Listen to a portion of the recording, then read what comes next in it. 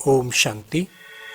परमात्मा परिचय की श्रृंखला में आगे हम जानेंगे शिव और शंकर में क्या अंतर है। आज भक्ति मार्ग में हम भक्ति करते करते उस स्थान पर पहुंचे हैं कि हम परमात्मा और देवताओं के अंतर को भी भूल गए हैं। शिव परमात्मा है और शंकर देवता है। आज 99% भारतवासी या विश्व में जो भी शिव और शंकर के उपासक हैं वे यही मानते हैं कि शिव और शंकर दोनों एक हैं, जबकि एक बहुत ही आश्चर्यजनक सत्य ये है कि शिव और शंकर दोनों अलग हैं। आपने देखा होगा, हमेशा हम कहते हैं ओम नमः शिवाय, हम कभी ये नहीं कहते ओम नमः शंकराय। तीनों देवताओं का जब नाम आता है तब कहते हैं ब्रह्मा देवताय नमः, विष्णु देवताय नमः, शंकर देवताय नमः और शिव परमात्माय नमः। कहीं पर भी शिव देवताय नमः हम लिखा हुआ नहीं पा सकते हमारे शास्त्रों में। शिव, जैसा कि हमने पूर्व में बताया कि शिव निराकार हैं, ज्योति स्वरूप हैं, प्रकाश पुंज हैं। लेकिन आप शंकर को देखें, वे तपस्वी मूर्त आकारी हैं। हमेशा कहते हैं ओम नमः शिवाय, ओम नमः शंकराय नहीं कहते। सत्यम शिवम सुंदरम, सत्यम शंकरम सुंदरम नहीं कहते। सदा शिव कहते हैं, सदा शंकर नहीं कहते।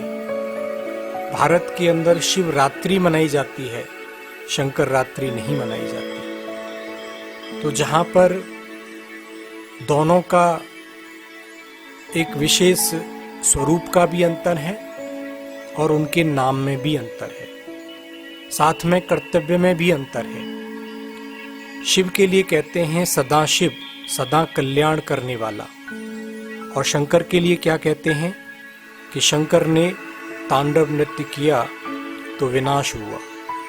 विनाश का कारण शंकर को मानते हैं।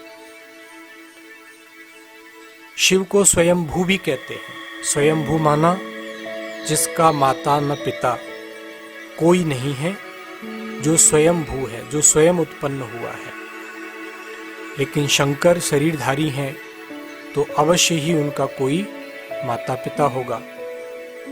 फिर आप शिव के पिंडी में देखें, हम 3 लाइनें बनाते हैं और बीच में एक बिंदी लगाते हैं। 3 लाइनों का मतलब है त्रिदेव। शिव को त्रिदेव कहते हैं, त्रिनेत्री कहते हैं, त्रिमूर्ति कहते हैं। त्रिमूर्ति अर्थात 3 मूर्तियों की रचना करने वाला, ब्रह्मा विष्णु शंकर का भी रचयिता। तो आप विचार कीजिए, जो रचयिता है तो उसकी रचना तो अलग होगी और रचयिता अलग होगा। जैसे किसी मनुष्य के बच्चे होते हैं तो वो पिता अलग है और पुत्र अलग है। इसलिए ब्रह्मा विष्णु शंकर को देवता कहते हैं और शिव को परमात्माय नमः कहते हैं। तीसरी बिंदी रखी हुई है, उसका क्या अर्थ है? त्रिनेत्री कहा गया है। त्रिनेत्री अर्थात तीसरा नेत्र प्रदान करने वाला। अब हम आरतियों में गाते हैं, हे प्रभु नयनहीन को राह दिखाओ। जब हमारी 2 आंखें तो हैं, लेकिन हम तीसरी आंख कौन सी डिमांड करते हैं परमात्मा से? तो वास्तव में हमारी दोनों आंखों के बीच में आत्मा का निवास स्थान है, भ्रुकुटी के मध्य, जिसका हमें ज्ञान नहीं था, जिसका हम अज्ञान हो गया था हमें। तो परमात्मा आकर के, शिव आकर के हमें ये ज्ञान देते हैं कि बच्चे तुम आत्मा हो। आत्मज्ञान देकर, अर्थात ज्ञान का तीसरा नेत्र परमात्मा हम बच्चों को प्रदान करते हैं। वो हमारी तीसरी आंख खोलते हैं। वे अपनी आंख नहीं खोलते, वे मनुष्य की आंख खोलते हैं। वे शंकर की तीसरी आंख खोलते हैं। अब प्रश्न उठता है कि शंकर कौन है। देखिए, बहुत ही सुंदर और रोचक तथ्य हैं ये। आप देखते हैं शंकर के साथ में पार्वती, गणेश, कार्तिकेय को दिखाते हैं। तो फैमिली किसके होती है? फैमिली तो हम इंसानों के हैं, परिवार हम इंसानों के हैं। वास्तव में शंकर इंसान के फैमिली का प्रतीक है। जैसे कि दिखाते हैं शंकर तपस्वी मूर्त हैं, पूजा कर रहे हैं, ध्यान कर रहे हैं। तो किसका ध्यान कर रहे हैं? उनके सम्मुख शिवलिंग रखा रहता है, अर्थात शंकर शिव का ध्यान करते हैं और शंकर के ऊपर गले में सर्प भी लिपटा हुआ दिखाते हैं। तो ये सर्प विषय विकारों का प्रतीक है, क्योंकि मनुष्य के अंदर ही काम, क्रोध, लोभ, मोह, अहंकार रूपी 5 विषय विकार होते हैं, जिनको सर्प के रूप में दिखाया है। और उस सर्प ने ही मनुष्य को काट के नीला पीला किया है, इसलिए शंकर का शरीर नीला दिखाते हैं। आज संसार के अंदर तांडव किसने मचा रखा है? मनुष्य ने ही तांडव मचा रखा है। आप देखते हैं चारों तरफ अस्त्र शस्त्रों की होड़, एक दूसरे का खून खराबा कौन कर रहा है? इंसान ही इंसान का खून खराबा कर रहा है। तो मनुष्य ही वो शंकर है जो विनाश का कारण बना हुआ है। वैसे भी शंकर शब्द का अगर आप शाब्दिक अर्थ लें तो शंकर का अर्थ होता है हाइब्रिड। हाइब्रिड अर्थात एग्रीकल्चर के अंदर हम रिसर्च करते हैं तो 5-6 वैरायटीज़ को लेते हैं और उन सब वैरायटीज़ को लेकर के क्रॉस ब्रीड करते हैं और उससे एक नई वैरायटी निकलती है जिसके अंदर उन अन्य वैरायटीज़ के कैरेक्टर्स पाए जाते हैं। उसको हम हाइब्रिड सीड कहते हैं। तो उसी प्रकार से मनुष्य के जितने भी अच्छे व बुरे कर्तव्य हैं उनका एक प्रतीकात्मक ये शंकर हैं।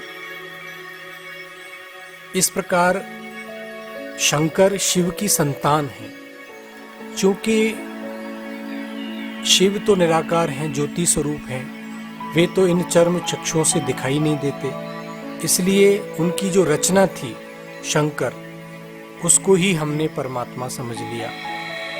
क्योंकि आत्मा का स्वरूप और परमात्मा का स्वरूप दोनों का स्वरूप निराकार है, ज्योति स्वरूप है। कहते हैं कि शंकर जी शिव जी के ऊपर अक, धतूरा, भांग इत्यादि चढ़ाते थे जो उनको बहुत पसंद थे। वास्तव में इसका आध्यात्मिक रहस्य है। परमात्मा शिव ने हम शंकर रूपी आत्माओं को यही आज्ञा दी कि बच्चे, तुम्हारे अंदर जो कड़वाहट है, जो बुराई है, वो मुझे, मेरे ऊपर अर्पित कर दो, मुझे अर्पण कर दो। इसलिए कहा जाता है कि जब समुद्र मंथन के अंदर विष निकला तो उस विष को शिव जी ने धारण किया। वास्तव में जब मनुष्य के विचार सागर मंथन चलता है, संसार रूपी सागर में, जब वो अनेक प्रकार की परिस्थितियों में, विपरीत परिस्थितियों में उलझता है और अच्छाई बुराई यानी देव संकल्प और आसुरी संकल्पों के बीच में जब युद्ध चलता है तो विष निकलता है। विष माना कड़वाहट, झुंझलाहट, काम, क्रोध, लोभ, मोह और गुस्सा, क्रोध जिसे हम कहते हैं, तो वो शिव ने ही पिया था। तो वास्तव में ये हम आत्माओं के अंदर से जो विष निकलता है उसको परमात्मा ही धारण कर सकता है, अन्य आत्माएं धारण नहीं कर सकती।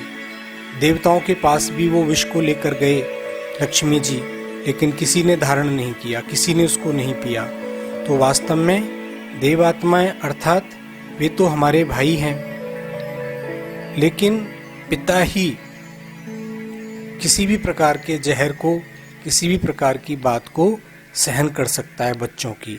आज कोई भाई वो सहन नहीं करेगा। तो इस प्रकार इन कथाओं के, इन भक्ति मार्ग की लीलाओं के आध्यात्मिक अर्थ हैं जो हमको समझने हैं। ओम शांति। शांति।